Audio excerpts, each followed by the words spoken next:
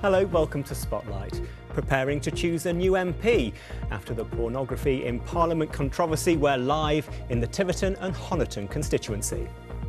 Yes, there hasn't been a by-election in Devon since the 60s. We've been finding out what people think here in Tiverton. Also in the programme tonight, police appeals following the death of 3 people in a crash in Cornwall. Seagrass on the seabed, how science is helping this wonder plant bounce back in Plymouth Sound. And she was missing for days before being rescued from a rabbit hole. We'll meet Flossie, the luckiest dog in Devon.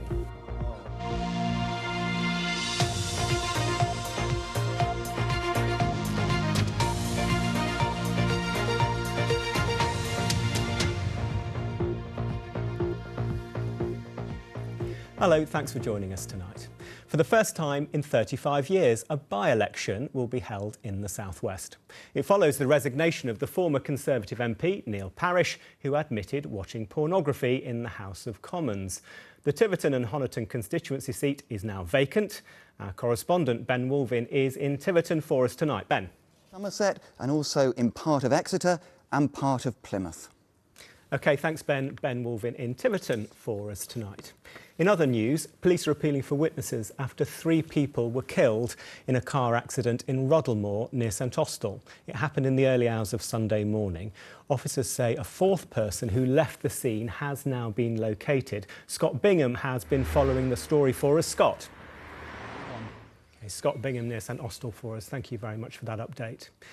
2 friends from Devon are hoping that after weeks of trying to get a visa for a 9-year-old Ukrainian boy, that they'll soon be able to bring him and his mum to the UK. They've been forced to wait in Paris since the middle of April.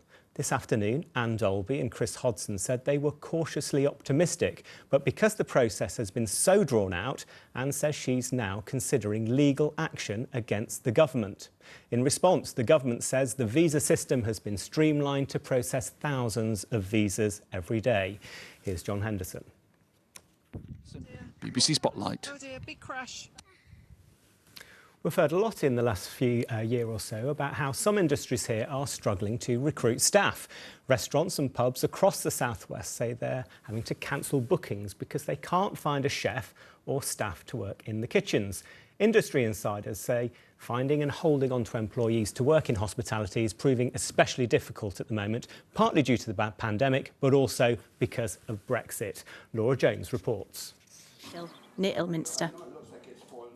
Now, what absorbs carbon 35 times faster than tropical rainforests? Well, the answer's seagrass.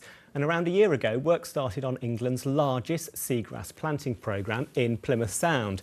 Thousands of seed bags were dropped onto the seabed, but only 6% have started to grow. But all is not lost, as Johnny Rutherford's been finding out. Plymouth.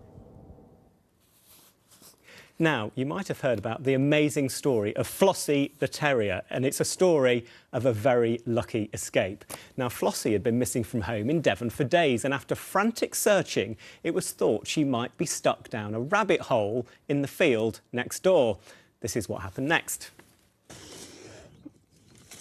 I think he just felt her. Isn't that amazing? What an amazing story, a lucky escape. Now, Poppy Vernon is with me. Now, Poppy is the daughter, sort of co-owner of Flossie, aren't you, Poppy? Yes. And that was your mum in the film there. Yes, that was it Bracken. was, It was yeah. all very emotional. Yes, she was very emotional. We all were, I think. How did it feel when you saw her face in the hole? Oh, just incredible. Just to see her little nose poking out was just absolutely incredible. Incredible. And what was it like in the run-up? I mean, she's such a good girl sitting on the sofa now, isn't she? She is. She's really well behaved. She came to me earlier. She's not doing it now, but she's a lovely dog. I mean, it must have been ever so worrying in the run-up to finding her. It was, yeah, because I think she'd run away a couple of times, so we knew she'd gone down a rabbit hole, so that, you know, it wasn't like she just ran away. We knew she was underground, so you go to bed at night and it's dark outside and you think she's underground. It's just horrifying thought. And she was in a field next door, so how was she discovered then? Because she'd been searching and looking for her. A neighbour was walking down the field with her dogs looking and trying to help us, and she heard a little bark from underground, under this hedge, called my mum and said, "Bracken, come here, come here." So we all ran up, and yeah, and my mum heard her howl, And apart from that, after that, we didn't hear anything. And then we called Tom, who's from the Mid-Devon Hunt,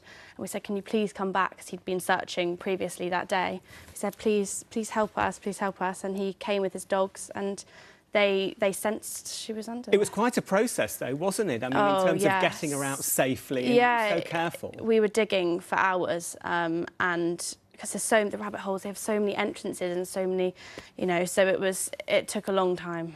Yeah, it was tough, and we almost gave up, but yeah. And she looks so well now. I mean, because she was underground for quite a long time, but she lost weight, or she's back to normal now? She was in there for a total of 56 hours. So we thought, gosh, she's going to be, you know, very underweight. She's going to have broken something, but she was absolutely fine. She was underweight, but not as much as we thought, and she completely unfazed by it all. Yeah, she's all perked up now, and she was a bit off that night, and she was kind of quite quiet, but.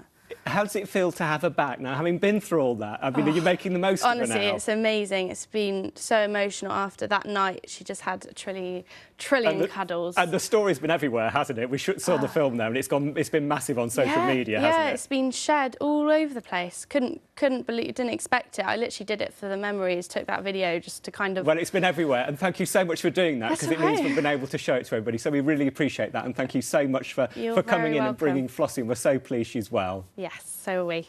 OK, thank you for coming in. Thank you, Poppy. Now, the residents and staff of Perrin Bay Care Home describe her as a ray of sunshine. Debbie Washington is the activities coordinator, and it's her job to find interesting things for people to do. Last year, she lost her husband, though, to COVID, but quickly returned to work to focus on keeping others happy. She was recently given a special honour at the Cornwall Care Awards, and John Danks has been to meet her. Rain turning up through the afternoon. As a result, a little bit cooler with less sunshine around. Then for Saturday and Sunday, dry weather, often rather cloudy, but 16 or 17 will be the top temperature. Have a nice evening.